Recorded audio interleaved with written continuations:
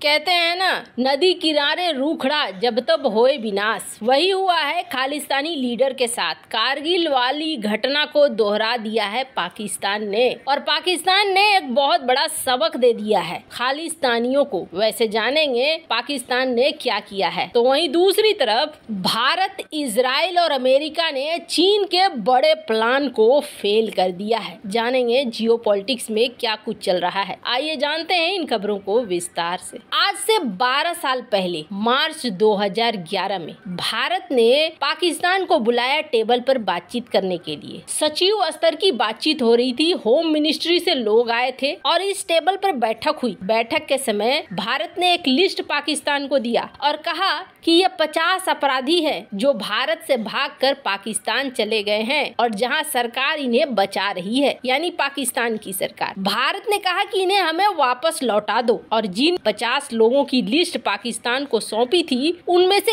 एक नाम था परमजीत सिंह पंजवार, जो खालिस्तान कमांडो फोर्स का प्रमुख था। तब पाकिस्तान ने भारत से क्या कहा था, अजी ना जी, परमजीत सिंह पंजवार तो हमारे देश में है ही नहीं, वैसे ही जैसे लादेन उनके देश में था ही नहीं। लेकिन कल परमजीत सिंह पंजवार की पाकिस्तान में गोली मारकर हत्या कर दी गई और पाकिस्तान की मीडिया में यह हत्याकांड हेडलाइंस में छपा। ये लोग भी अजीब है, इतने हल्के कि जरा सा दुख बर्दाश्त नहीं होता है, जरा सा खुशी बर्दाश्त नहीं होती है। परमजीत सिंह पंजवार हत्याकांड दुनिया के सामने आ गया। पाकिस्तान ने खुद से ही खुद के कपड़े उधेड़ लिए और बता दिया कि देखो, पाकिस्तान भारत के वांटेड अपराधियों को न सिर्फ घर दे रहा है, पनाह दे रहा है, बल्कि खालिस्तान समर्थकों के साथ भी पाकिस्तान का एक गहरा लिंक है। शनिवार सुबह 6 बजे 63 साल का एक खूंखार आतंकवादी परमजीत सिंह पंजवार, जो पाकिस्तान में सरदार सिंह मलिक के नाम पर रह रहा था, और ये वहां से गुजरता है, तब 30 कैलिबर की पिस्तौल से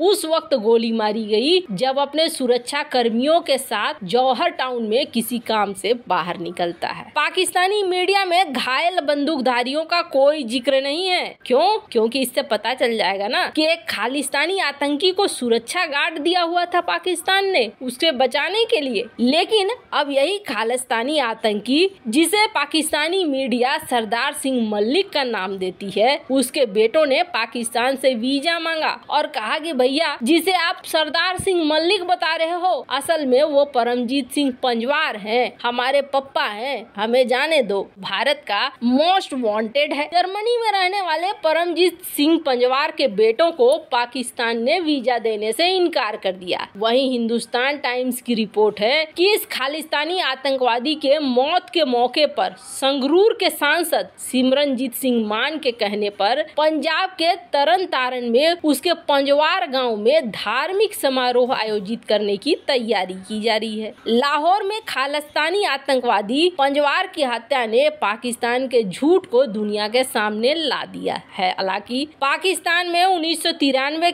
के बाद से दाऊद इब्राहिम उसके गुर्गे छिपे हुए हैं, सबूत हैं, फिर भी इनकार करता है। पंजवार को 1 जुलाई 2020 को केंद्रीय गृह मंत्रालय द्वारा यूएपीए के तहत एक आतंकवादी बताया गया। इसने इंजीनियरिंग कॉलेज पटियाला के 18 छात्रों की हत्या, इसके अलावा कई नृशंस हत्याएं की है। पाकिस्तान में रहकर पंजवार खालिस्तान आंदोलन के लिए धन जुटाने का काम करता था, जिसका मकसद भारत में अशांति फैलाना था। इसके साथ ही धन जुटाने के लिए पंजवार अमेरिकी, ब्रिटेन, जर्मनी और कनाडा में अफगान और हीरोइन की तस्करी भी करता था। अब इस बात की पूरी संभावना है कि पाकिस्तान की खुफिया एजेंसी आईएसआई इस खालिस्तानी आतंकी को लाहौर के किसी गुमनाम कब्र में दफना देगी और उसके नामो निशान को मिटा दिया जाएगा। पर बड़ी बात यह है कि इसके बेटों को अपने बाप को आखिरी बार देखने का मौका तक नहीं दिया जाएगा। कुल मिलाकर देश से गद्दारी करने वाले खालिस्तानी आतंकी पंजवार को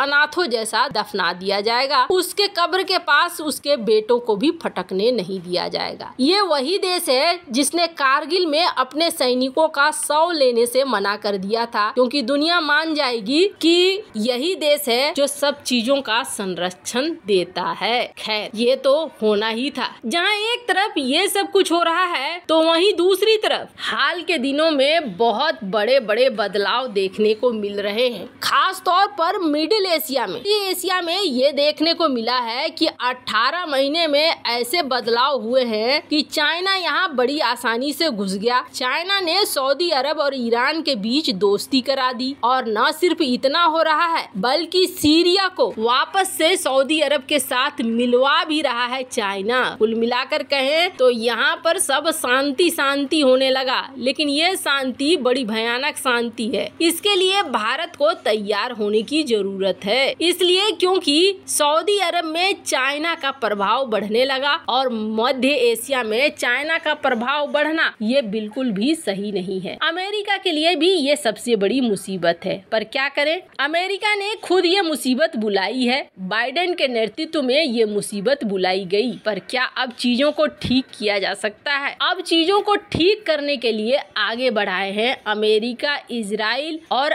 भारत। जैसा कि पहले ही भारत, यूएई, अमेरिका, इजराइल इन 4 देशों का I2U2 ये एक बना हुआ है फोरम। इस फोरम के जरिए इजराइल भी अपनी दोस्ती को यहाँ पर बढ़ा रहा है और पुराने रिश्तों को भुलाकर नई शुरुआत कर रहा है। तो यहीं भारत के पास भी एक मौका था। अब इसी मौके को एक बार फिर से इस्तेमाल किया जा रहा है। वैसे आपको बता दें चीन की पकड़ किस तरीके से इन देशों में बढ़ी है, इसका अंदाजा आप ऐसे कीजिए कि सऊदी अरब अब कई तरह के हथियार चाइना से खरीदने लगा है। मतलब चीन के साथ इसकी दोस्ती बहुत ज्यादा बढ़ रही है। सऊदी के साथ जहां चाइना का रिश्ता बढ़ रहा है, तो वहीं भारत और अमेरिका, इजराइल ने भी मिलकर एक बड़ा प्लान बना दिया है। जब पिछली बार एनएसए की बैठक हुई ना, उसी समय समझ में आ गया था कि एक बड़े प्लान की तैयारी चल रही है। दरअसल BRI से अलग यहाँ पर एक नया प्लान आया है, जो इस वक्त एनएसए लेवल पर बातचीत हो रही है। कहा जा रहा है इसे जल्दी ही अमल में लाया जाएगा।